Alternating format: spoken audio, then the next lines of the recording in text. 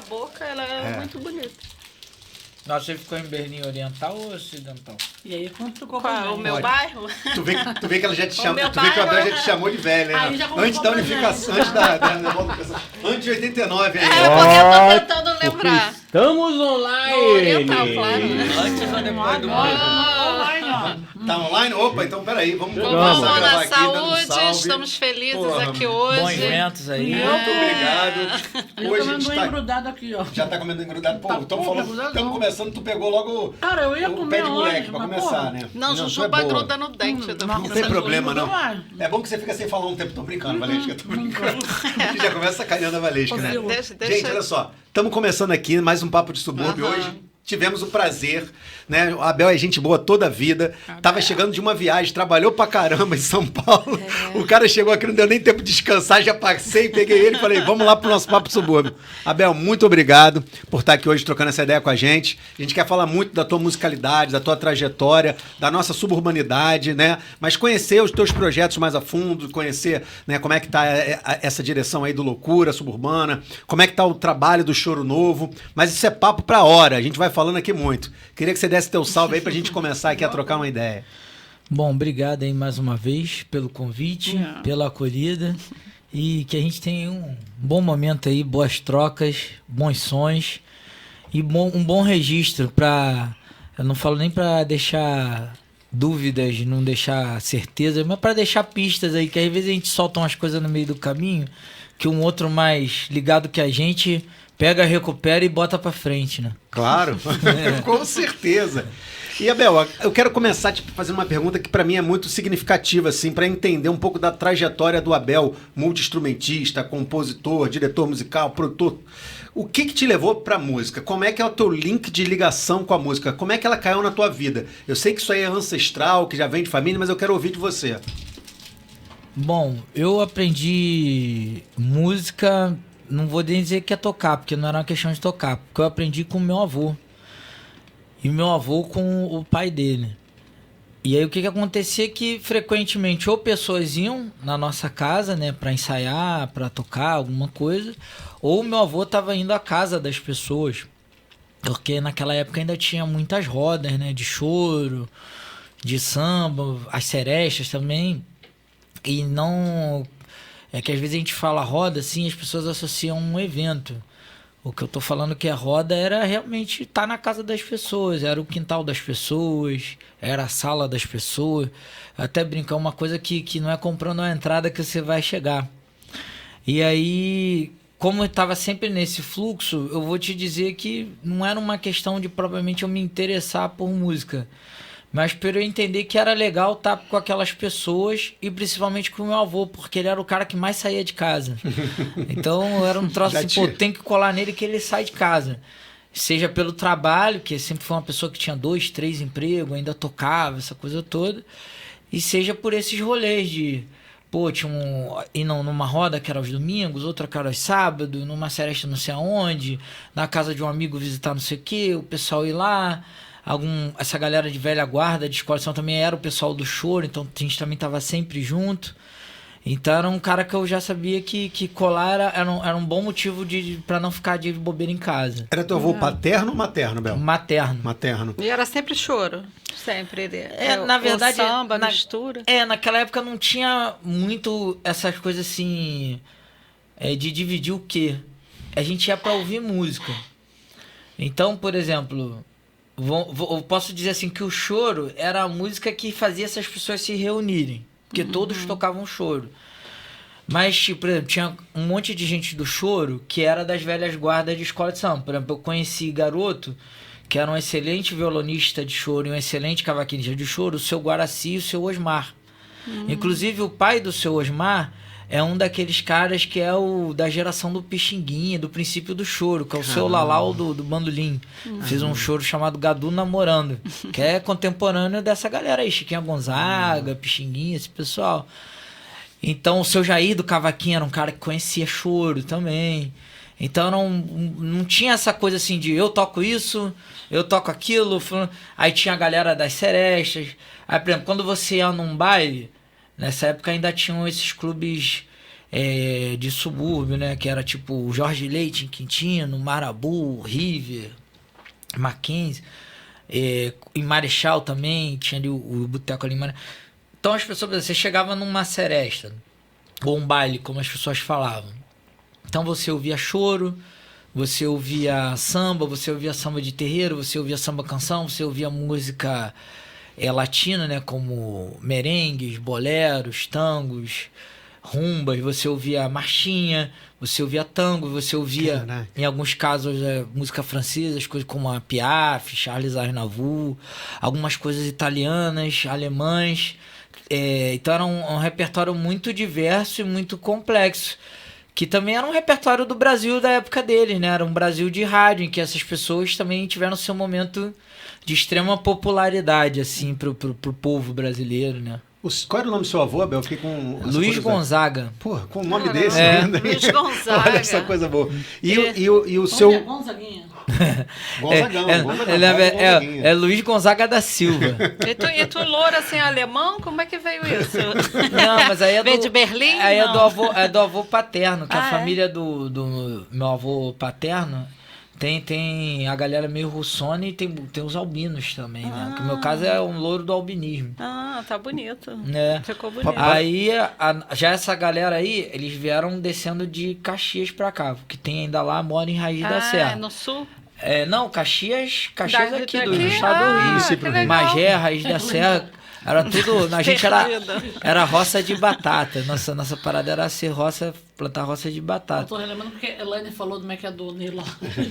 Não fica querendo tá boicotar a Elaine logo no começo. acabando É que eu fui comigo. falar do Ney Lopes. Ney Lopes, ela é de Nilópolis. Aí você falou que Mas ela não entendeu. Vamos dar uma moral Tem pra Caxias ela. do Sul, não tem, pô? Não, não. tem Caxias do Sul. Aqui são irmãs, ó, Abel, fazendo bullying uma com a outra. Vê se pode tá isso. Já começa assim, Lopes. Tá no DNA. Mas aí, continuando, da família... Tá ruim, né? E aí eles Não, desceram. tá bonito. E aí eles são, que hoje onde mora boa parte da família, todos da Fazenda da Bica. Que é o outro lugar onde eu fui criado, que é ali atrás da FETEC de Quintino ali. Que na época era Escola 15. Aí na época que era tipo uma Funabem, as paradas lá. E aí a nossa família, lá era um morro que era muito rural. Então a gente criava porco, criava galinha, tinha horta, essas coisas. Tudo ainda era barraco, não era casa ainda de tijolo, essas paradas. Tomava banho em cachoeira, era outra rotina. Assim. Mas você nasceu ali, Abel? Eu nasci precisamente no Hospital Salgado Filho, onde trabalhava, minha mãe se aposentou, no Jardim do Meia. E meus pais, eles ficaram casados 1 ano, moraram em Marechal.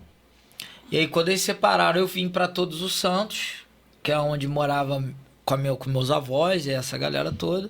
E o meu pai voltou para a Fazenda da Bica. Então vivia hora na Fazenda da Bica, hora em Todos os Santos. Então você tá criado ali no entorno do Engenho de Dentro, fazendo essa ponte ali, perto da igreja de São Jorge, ali, chegando no Meia, pro outro sempre lado. por ali, porque a família do meu avô, ela é do Engenho de Dentro. A casa que o meu avô nasceu, inclusive, é ali em frente ao Nise, assim, a casa ainda era tempo de parteiro, né? Essas coisas. E aí a nossa família é muito grande.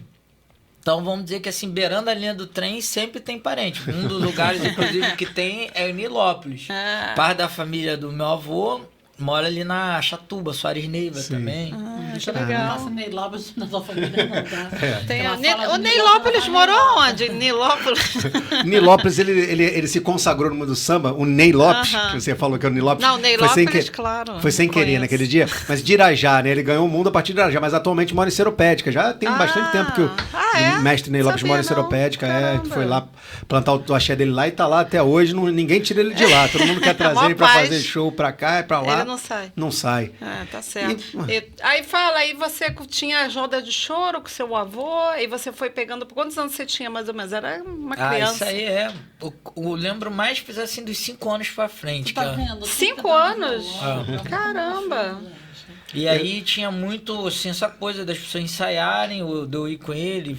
Às vezes tinha uma que a gente ia aos domingos, que era num barraco azul, na rua Felício, que é entre a Suburbana e Cavalcante, ali, entre Cascadura e Cavalcante. E lá eram 3 irmãos, que eram o Miro e Olavo Rodrigues. Um era cavaquinista, que era o Miro, o Olavo tocava bandolim e canhoto, foi um cara que é da onde eu me inspirei na coisa, e o Rodrigues violão, então já eram praticamente um conjunto. Caramba. E eles vieram de Ubá pra cá. E eles começaram ensaiando no quintal em 1948. Caramba. E a roda deles chegou a entrar os anos 2000. Caraca, meu. Pô. E aí meu avô os conheceu em 54. E lá que eu comecei a ir. Aí tipo, a gente ia de manhã na feira, não, ia lá de manhã, aí ficava até meio-dia pra pegar a xepa da feira. Aí já saía meio-dia, pegava o final de feira pra comprar as coisas mais baratas e ia pra casa.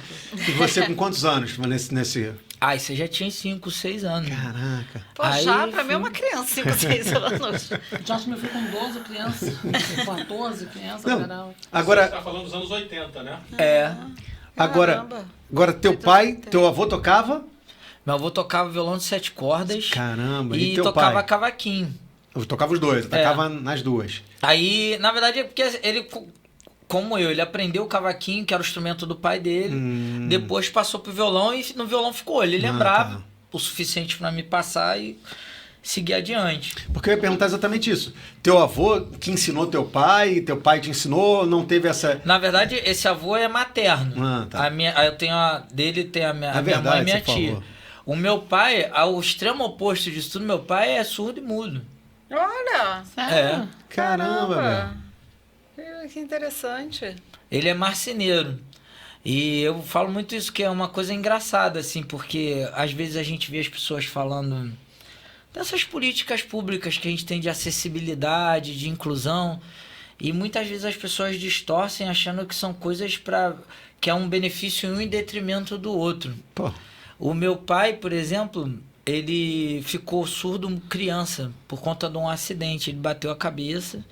E como a nossa família era muito humilde, não tinha instrução, não entendia, e não tinha recurso também, porque a gente não tinha ainda esse grau de serviço público, né? Você tinha ligado a carteira de trabalho, todas aquelas histórias. Então ele conseguiu minimamente resolver aquele problema de estar bem, tá respirando, e ele conseguiu ir para uma escola, onde ele aprendeu um básico de Libra e se alfabetizou. Mas ele, não, como não existia, por exemplo, o passe do ônibus, ele não tinha dinheiro para ir na escola. E aí parou de estudar. Aí ele conseguiu fazer marcenaria. E aí nisso ele foi sobrevivendo. Mas era uma realidade muito diferente do que tem de hoje. Você trouxe uma questão de produzir acesso e direito às pessoas, né? Equidade, acho que é a palavra, né? Exatamente. Ele tá vivo? Tá. Legal. E agora, por exemplo, nesses tempos de pandemia, ele já estava desempregado há muitos anos. Vou te dizer que a renda fixa do meu pai ao longo de muitos anos foi, por exemplo, R$91 do Bolsa Família. Olha. Porque também com a coisa da precariedade de conseguir, com a baixa instrução, baixo acesso, você acessar INSS, LOA, BPC, aí eu fui ajudá-lo. Aí eu entrei com uma causa na Defensoria Pública da União para ele poder conseguir o BPC, porque não tinha tempo de serviço com carteira para poder se aposentar. E já estava com 65 anos, 64 na época que eu fiz o processo. E aí ele conseguiu reverter. Aí você vê, é uma coisa boba, né? Mas você fazia bicos e tinha R$91. Mal bem você ganha hoje um salário mínimo. Aí, pô, você já compra, bota um dente na boca, compra um óculos, claro, quer botar um fogão dentro de Fundamental, casa. cara. É a base. É uma coisa que muda, assim, drasticamente a trajetória de todo e qualquer portador de Uma necessidade dignidade, Eu acho uma que qualquer cidadania cidadania portador mesmo. de necessidade especial tinha que ganhar bem, porque já que ele está cerceado de muitas coisas, né? Que nós... Né? É que o mundo não é pensado para essas pessoas. Eu acho que também tem uma coisa assim... Isso eu estou falando numa questão mais geral, assim, de políticas públicas.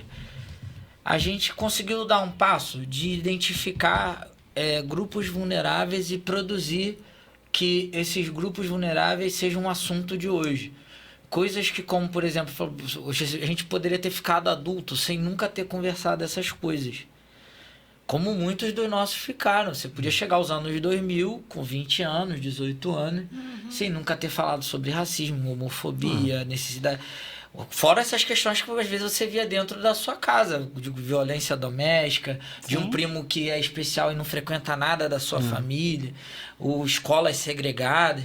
Assim, por mais que esteja longe do que a gente idealiza, do que a gente sonha, é profundamente muito melhor do que se havia há 40 anos atrás. Eu ia falar isso. Só o fato de você imaginar, por exemplo, meu filho está com 12 anos. Eu não imagino que, por mais que eu quisesse blindar uma pessoa dessa conversa, que essa conversa não chegue a ele.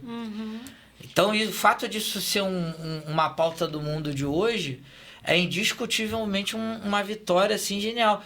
O que eu acho que é o passo que a gente tem que trabalhar para construir, que não é rápido também, mas é uma direção. A gente conseguiu pontuar que esses grupos existem, essas pessoas... E o que a gente tem que construir enquanto história, enquanto sociedade, é que a gente tem uma falsa impressão de que as políticas são feitas para os grupos e não para a sociedade.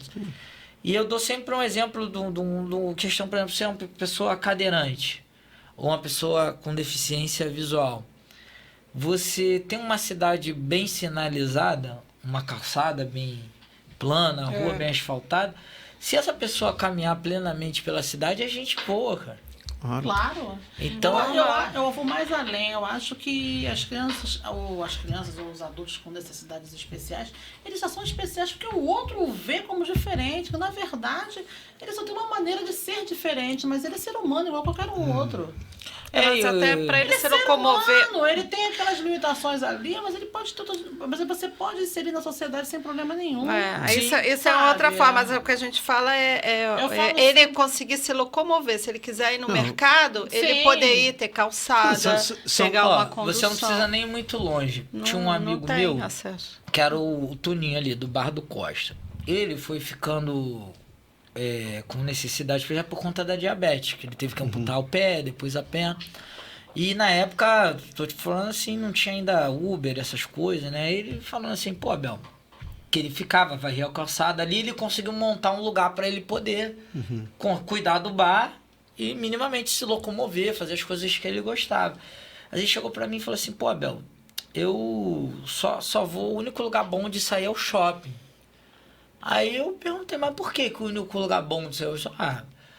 Tudo é liso, eu não tenho problema para andar com a cadeira, as portas são largas, você tem elevadores, você tem rampas. Tem a obrigatoriedade de ter acessibilidade no banheiro, né? Então você consegue minimamente ter condição de acessar todos os espaços.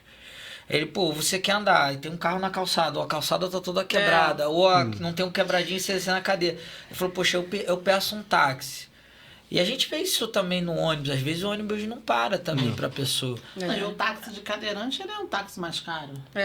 Não, às vezes o táxi normal, mesmo normal, ele falava assim, por exemplo, eu sentava, botava a cadeira escondida e sentava. Pro cara achar que eu tava sentado no batente.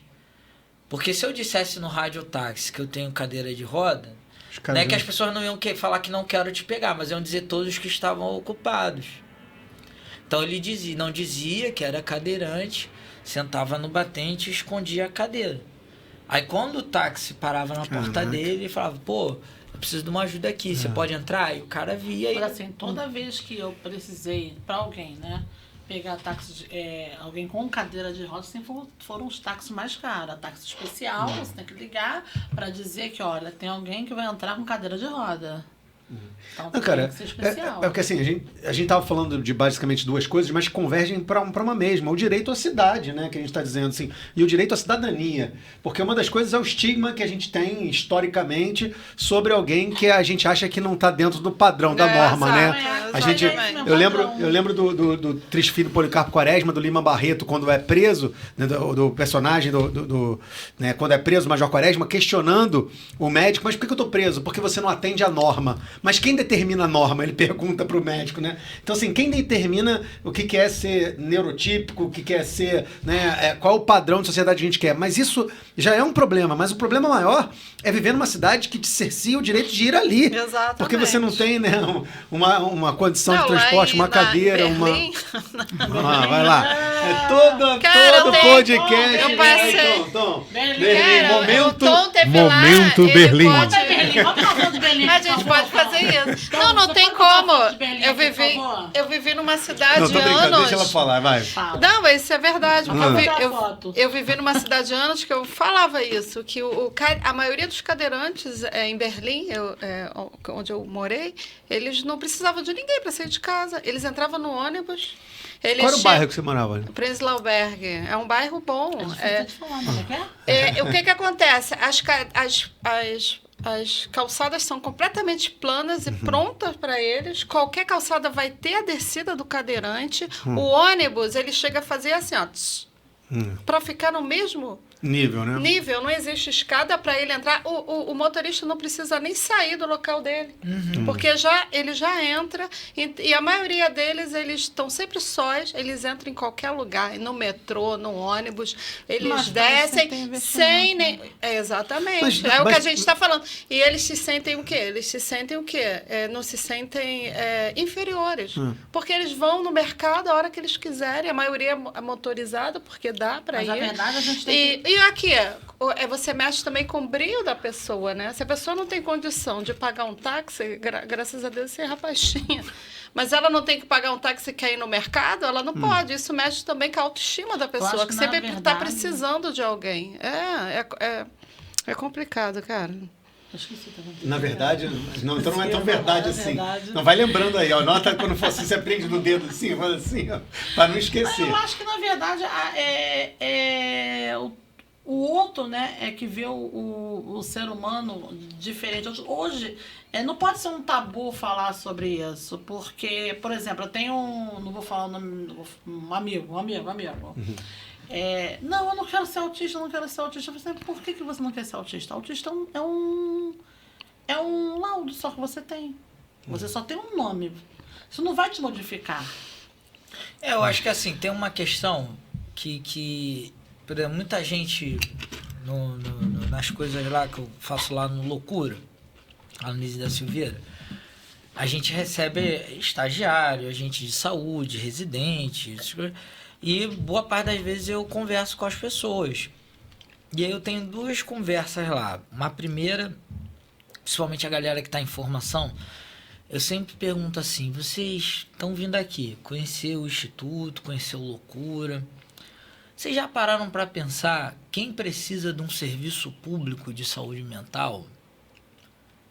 Porque se vocês vieram aqui, assim, querendo ou não, é uma possibilidade que vocês possam vir trabalhar num lugar como esse. Falei, isso é uma questão importante. Você pensa, quem procura isso aqui? Você está procurando para trabalhar, mas quem vai procurar pelo seu trabalho, né? Aí eu falei, porque é uma coisa assim, você tem 3 funis onde a desigualdade extrema se reflete em isso, estigma, em preconceito, e que faz com que a pessoa rache com aquilo ali. Esses 3 funis são o manicômio, o Degás e o presídio. Então, eu falei, o que você vai encontrar aqui? Pessoas majoritariamente negras, pobres, que moram em favela, que sofrem violência doméstica, assédio no trabalho, problemas com o uso de álcool e drogas, moram na rua, transfobia, homofobia, lesbofobia, às vezes todas essas coisas combinadas numa única pessoa só. Então são essas pessoas que vão vir aqui. E as pessoas que trabalham aqui, não só eu, como todos os colegas, a gente acredita que tem caminho. Leva tempo, não é simples, claro, mas a gente acredita que tem caminho. Que eu acho que esse é um ponto. Aí tem um outro ponto, que a pessoa sempre pergunta assim, mas o que você... Porque como é coisa que eu trabalho é de música, né? Aí tem várias coisas sobre música, por exemplo, e sobre o que a gente faz lá. Do tipo, você fala, mas isso aqui é terapêutico. Aí eu falo, eu não sei. Eu não posso dizer o que é terapêutico para ninguém. Eu não tenho formação para isso. Eu não me arrisco nem a dizer o que é musical. Mas eu entendo que é o seguinte, o que a gente faz aqui é lidar com pessoas. Se essas pessoas, no dia a dia nosso, constroem para elas, na vida delas, no coração delas, na cabeça delas, na família delas, onde quer que elas queiram, que isso aqui é importante para elas porque é terapêutico, é importante porque é musical, é importante... ponto pra gente, porque foi ela que decidiu, não vou ser eu que tenho que falar pra ela o que isso aqui é. E a outra coisa é que fazer música é um fazer em si. Sim. A gente não precisa fazer música porque tem um tempo ocioso, Exato. porque precisa tirar alguém de tal lugar, porque alguém estimula... eu acho que não é nem dizer que também não é isso. Eu acho que uma coisa é o que é a finalidade e o que são possíveis consequências. Às vezes a gente faz confusão porque a gente trata consequências como finalidade. A finalidade é eu fazer isso aqui e me sentir bem. Uma possível consequência é que isso possa ser meu emprego, isso possa ser um hobby. Mas você esteja feliz, né? Isso sim, acho que eu tenho que estar bem com isso aqui.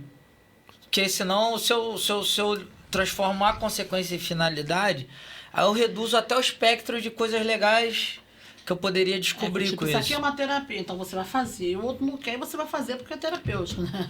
Eu acho assim, como é isso? Eu acho que isso eu posso até falar, que se a gente está aqui para construir uma forma diferente de se relacionar com as pessoas e com o mundo, eu não entendo uma forma diferente de relacionar com as pessoas onde as pessoas não têm autonomia. Então, se elas têm autonomia e decidiram para elas que isso é terapêutico, tá lindo. Não vai ser eu a impor isso para ninguém. Acho que esse é um ponto. E um outro ponto também, como a gente está falando dessas desigualdades que levam as pessoas a rompimentos extremos consigo, com o mundo, com o outro, é porque também, vamos dizer, lá a gente tem duas frentes que a gente tem de trabalho. As pessoas perguntam assim, mas o que você fala para o seu filho? Meu filho, como eu falo para ele, meu filho vem aqui comigo desde meses, cara. Eu não tinha com quem deixar meu filho, minha esposa também. Nossas mães, felizmente, estão com saúde e disposição para trabalhar, e naquele momento, mais do que hoje. Então, hora ia com a minha esposa para as aulas, hora vinha comigo para o hospital. Então, ele cresceu lá, vendo tudo lá, o que são as pessoas, como é que eram as coisas. Viu muita gente ainda com esse resquício da institucionalização, de que moravam lá, coisa que já não existe mais. Conviveu com isso, lembra dessas pessoas, se relacionou. Então, acho que uma coisa... É o que eu falei assim, eu falo pro meu filho a mesma coisa que eu falo pra galera. Eu falo assim, olha, eu não vou aqui ficar mentindo pra você que quando você sai do portão pra fora, não tem gente racista, não tem gente que você vai entrar num ônibus, as pessoas vão te olhar, ninguém quer sentar do seu lado. Que você vai entrar numa loja ou num centro cultural qualquer e vai vir um segurança querer saber qual é a tua, que vai ficar te avaliando de olho, não vai te perguntar quem você é. Falei, essas coisas estão. Só que o que eu posso te falar é que a gente pode conversar sobre como você pode se defender disso, quando você deve comprar esse barulho, porque vai ter vezes que você vai ter que entubar, virar as costas e ir embora para se proteger, para sobreviver. Senão você vai ficar o tempo inteiro de embate. Como é que vai ser a vida deles? É bom você falar também, tocar e explicar para as pessoas o que é o projeto, o instituto. Nós vamos entrar lá, mas eu... É que ele está falando, às vezes. Nós vamos chegar lá, mas deixa eu me concluir aí, que o papo tá bom. E acho que o principal, e você não tem como protegê-lo nessa hora, né? Ele tem que saber lidar com aquela situação. Não, e tem uma coisa assim, que é o principal... Assim, com tudo isso que está posto lá fora, de bom e de ruim, porque afinal a gente está falando de um mundo que avançou vertiginosamente mais do que o que eu tinha na idade do meu filho. Sim, muito. E avançou para o bem, né, Abel, nesse aspecto? Muito melhor. E eu acho que assim, e falar para ele assim, cara, eu não vou te vender essas ilusões de tipo, o mundo precisa enlouquecer, tá faltando loucura no mundo. O mundo tem disso aí. Mas a chance do mundo produzir algo mais legal só tem se você estiver nele. Com todos esses problemas que tem, a sua existência numa fila, a sua existência numa praça, a sua existência num boteco, no teatro, numa quadra de escola, numa escola, só o fato de você existir ali, você já vai demandar um monte de questionamento, de reflexão, de coisa que as pessoas podem não estar preparadas, mas elas vão ter que saber com aquilo. Mas é tão engraçado a criança, né? Eu estava no ônibus com meus filhos, né? Aí entrou por trás um catador de latinha, né? Um aspecto bem sujo, bem morador de rua, entrou por trás. O que todo mundo faz? Se afasta.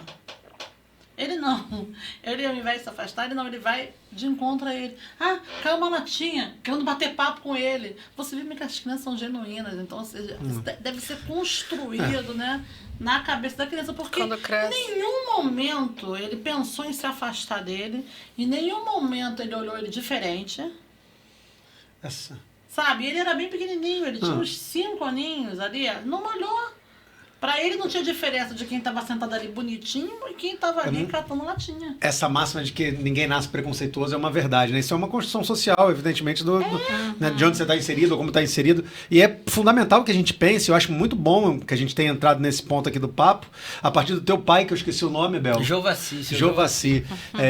Porque, assim, tem muita coisa que é reflexiva. E quando você foi falando, eu já fiquei pensando assim, você falou, não, meu pai trabalha com marcenaria. Eu falei, pô, mas será que ele já foi luthier? Como é que deve ser a sensação para alguém que não ouve, saber que o filho dele é um multi-instrumentista, né, reconhecido? Não, cara, então... é uma história mais surreal do meu pai, cara. Que a do meu pai, meu pai encontrou minha mãe no Botequim do Império Serrano, né?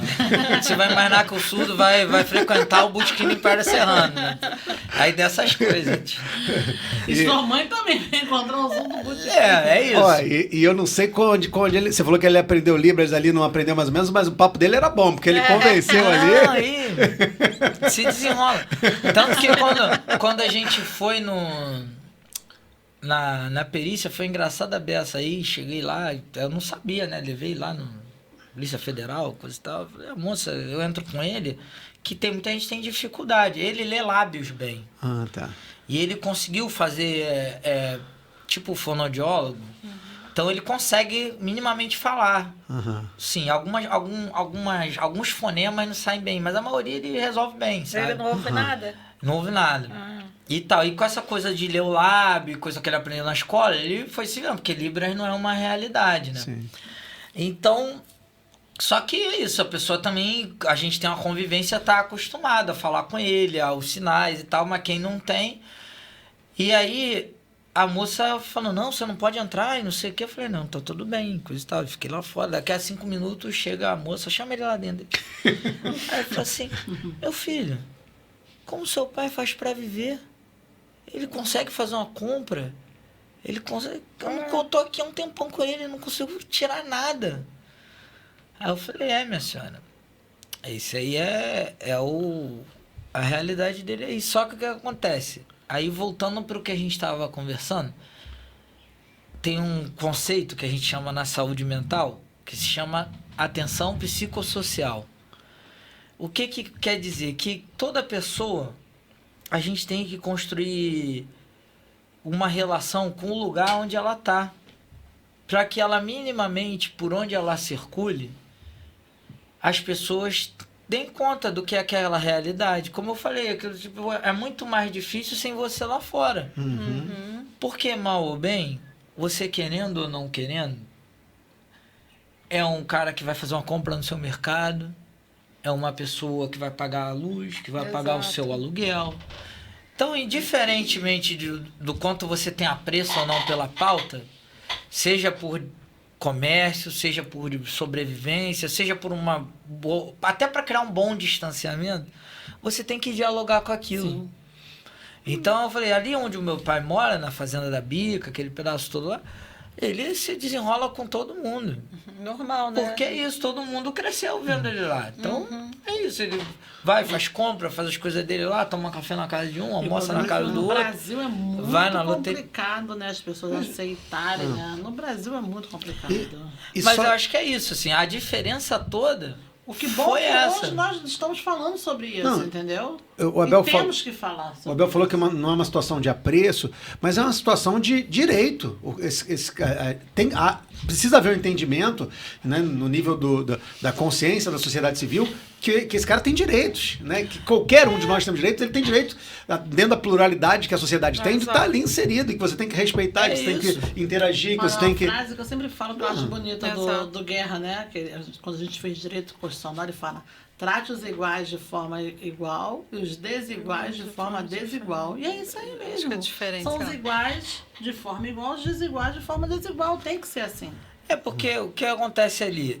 Eu falei pra ela, olha, ali onde ele mora, Isso, claro que limita o quanto ele deseja, o quanto ele acha que precisa circular na cidade.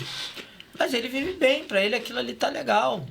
A gente sai, dá os nossos rolé, ele também, quando tem trabalho que ele precisa ir longe, ele dá o jeito dele, anota no papel, mostra pro motorista, pega a escola dele lá e tal, me pede pra ligar, ou a irmã dele que mora lá, não, liga pra moça aí, confere se tá certo o dia lá, e se vira. Dá o jeito dele. É isso, mas, poxa, você imaginar, por exemplo, porque também tem muita coisa que a gente constrói e a gente conversa pouco com essas pessoas, nos seus mais amplos espectros.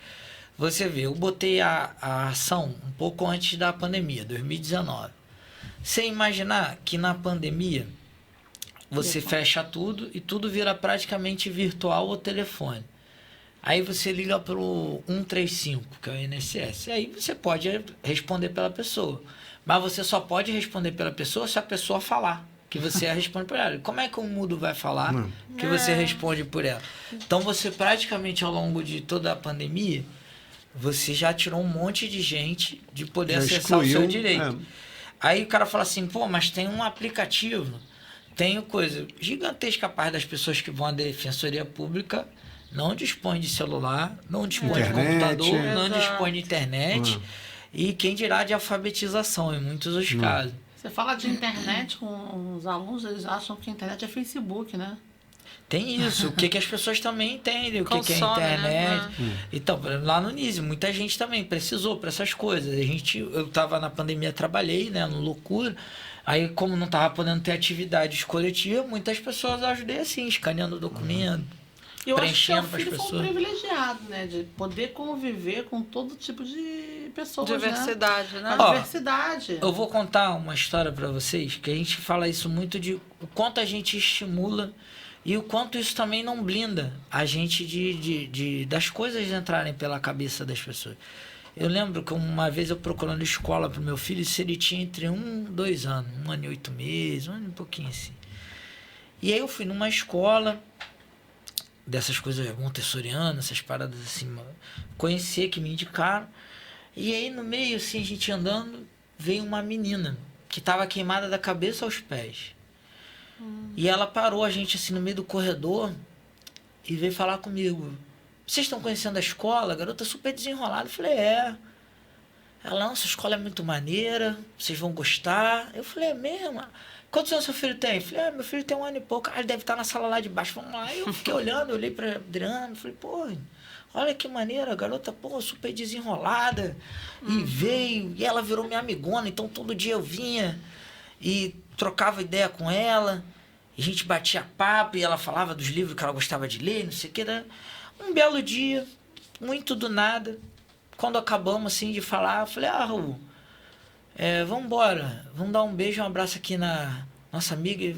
Aí eu dei um beijo e um abraço e vi que ele travou. Aí eu não falei nada. Aí fui embora, fui andando com ele. Aí eu perguntei o que houve. A gente fala com ela todo dia e coisa e tal. Aí ele falou assim, pai, eu não sei, eu olhei e de repente me bateu uma coisa, eu fiquei achando que não estava certo. Não estava certa aquela imagem, aquela coisa. Eu falei, é mesmo, meu filho? Eu não sei o que aconteceu. Isso ele não tinha 2 anos. A gente não tem TV em casa. Como eu estou falando para vocês, o lugar que ele anda é esse. Aí eu falei, isso aí vai acontecer várias vezes com você. Ele é mesmo? Eu falei, vai acontecer várias vezes. Eu tenho uma coisa excelente para quando isso acontecer, você tirar sua dúvida. Ele, o quê? Eu falei, olha pra gente. Você tem a sua avó, minha mãe. Ela é preta. Olha como é que eu sou. Ele é mesmo. Você tem o seu avô, que é surdo e mudo. Eu falei, tem os nossos amigos lá no hospital. Tem o outro fulano. Aí, ele é muita gente diferente, né, meu filho? Ele é. Eu falei, mas sabe o que esses todos têm em comum? Ele não. Todos ficam muito felizes quando te vê. Todos querem saber se você tá bem. Quando não te vê, me pergunta. Então, quando você tiver essa dúvida, que ela vai aparecer outras vezes, Você lembra disso? Essa pessoa fica feliz quando me vê, eu fico feliz quando eu vejo ela. Porra, que foda. Você que vai importa, desfazer né? na hora. É o que Que é importa. isso, assim, a gente não tá livre de passar por essas questões, Exato. porque tem estímulos que passam por onde a gente nem imagina que Exatamente. passam. Então também é besteira nossa a gente achar que vai blindar as pessoas de terem esses pensamentos. Claro. O que melhor que a gente pode fazer é provar que outras coisas existem, que já fazem parte Fazer da a vida. nossa Uma coisa que parte, eu gostei né? Fazer a muito nossa parte. no Pedro foi que ele saiu Pedro dessa é seu bolha, filho, meu né? Pedro é meu filho, né? Ele saiu dessa bolha de colégio particular, né? De morar na Zona Sul da Ilha do Governador. E o que acontece? Ele foi para o Pedro II. E no Pedro II tem de tudo lá.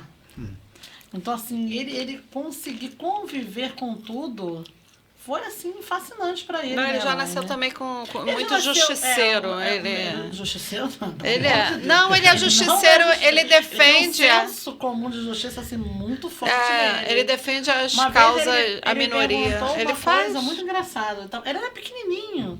Aí ele falou assim, você já pensou como é que é fazer, eu vou falar uma coisa, fazer cocô na rua? Eu falei, gente, eu nunca tinha pensado nisso. Porque eu É o tava falando de mendigo, morador né? de rua do mendigo. Aí eu falei assim, vambora, com toda aquela pressa, vambora, vai dar até você botar a mão na bolsa, você passa de pressa, né? Eu falei assim, eu sempre dou, mas eu falei assim, não, vambora, rápido. Ele, mãe, não vou. Você vai ter que dar. Você já viu a vida dele?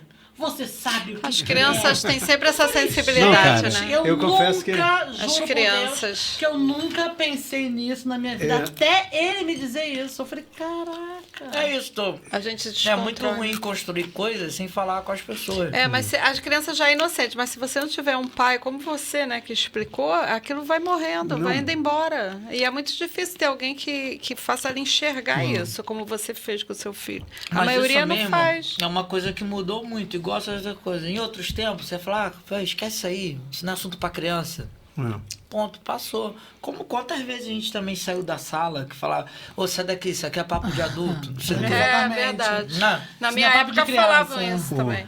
Não, eu fiquei, cara, é muito bom, né, fazer esse papo. Você faz uma reflexão, É. uma viagem, ainda Tá mais viajando, né, né, com criança. Rafael? Eu vou até pedir mais uma cerveja.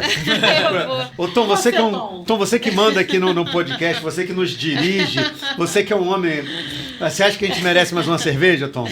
Porra, Tom, obrigado, É, o Tom Tom. vai- o Tom Eu vou é que pedir vai esse falar favor se pra ele, porque ele merece vai. ou não. Não vai continuar no próximo, né? Melhor continuar no Sim. próximo. Vamos. Eu só quero fechar um link aqui pra gente continuar. Porque que acontece?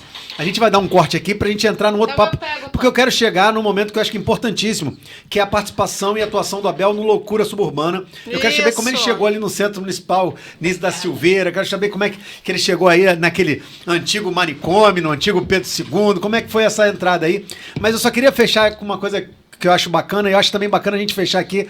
Eu vou fazer um apelo musical aqui, que já que o homem botou 2 instrumentos na mesa. eu quero. A gente veio pela trajetória, né, geográfica, afetiva do Abel, lembrando aqui do Milton Santos, que a gente veio falando no carro, né? O Milton Santos dizia que o espaço geográfico Ai, eu amo. O homem é filho é o do seu território tempo. de uso, né? Adoro essa É a sua frase. inserção ali entre a temporalidade, a sociabilidade, que constrói, né, esses vínculos que a gente tem ali. E dentro desses vínculos, a música ficou evidente aqui, que ele é uma dessas seus vínculos de afeto com essa trajetória e acabou sendo um instrumento pedagógico para você. Dessas coisas que você ouviu quando você era moleque, do teu avô, tem alguma coisa que você lembra, assim, uma das primeiras dessas que você ouviu para você atacar aí, pra gente, né, entender um pouco melhor essa trajetória? Tem alguma dessas coisas que você falou assim, pô, essa aí, primeira vez que eu ouvi essa música, primeira vez que eu... Ah, tem várias. Eita, pegou. Carinhoso, tem Pois muito. Eu tinha um negócio engraçado, se você tá falando isso aí, porque que acontecia? Como eu falei, meu avô tinha 2, 3, quantos empregos desse para caber num dia, né? E quando sobrava um tempo, ainda às vezes ia tocar de noite. E eu lembro que quando eu falei assim, pô, que assim, eu tocava meio para pagar o pedágio, não que tava afim de tocar, era uma coisa assim para também não perder o rolê. Aí quando eu falei, não, vou tentar tocar, porque eu acho que eu levo um jeito pra coisa, tava vendo as pessoas gastando dinheiro com aula, falei, pô, tô com meu avô em casa, o pessoal gastando dinheiro. De repente eu vou ganhar até esse dinheiro aí, eu vou dar aula pra eles. E pá. Aí eu botei uns LPs, que meu avô tinha aquelas vitrolas que era ainda tipo móvel, né? Botava e virava os discos, assim, tinha aqueles botãozão. Aí eu botei o LP, aí comecei a tirar o chorinho tudo de ouvido em casa. Caramba. Aí eu falei, bom, vou de noite, vou conferir com ele. Aí ele vinha de noite, chegava, e meu avô tocava violão de 7 cordas. E todo cara que toca violão de 7 cordas tem um negócio que a gente chama que é a obrigação do violão, a baixaria. Então, também que era uma estratégia que eu usava. Era 2 coisas que eu pensava assim, eu falava assim, pô, essas músicas, tipo Pedacinho do Céu, Brasileirinho, falei, isso aí todo mundo toca. Eu tenho que tocar uma música que ninguém toca pra chegar na roda e chamar a atenção. Então eu tirava uns choros do Jacó, do Valdemar, que tava mais nesse lado B, coisa e tal. E procurava tirar sempre o choro que tivesse muitas frases do violão. Que aí meu avô mesmo cansadão, assim, chegava e se animava. Ele, não, vamos pegar o violão, que aqui tem uma baixaria. Não sei o que, eu preciso te mostrar, porque faz essa frase aqui, aí você entra, aí você me devolve. Eu falei, bom, isso aqui é bom, que ele chega cansadão, mas ele se anima de coisa e tal. E aí, nessa conversa, a gente foi desenvolvendo. E a gente tinha muita reunião em casa. Não só por essa vida, mas da própria família. Porque as irmãs do meu avô cantavam, tinha um irmão que tocava pandeiro também. Minha tia, minha mãe. Pô, era uma... a galera não era ninguém musicista, assim, mas a galera tinha essa coisa muito da música no dia a dia da família. Deixa eu ver se eu lembro uma boa desse...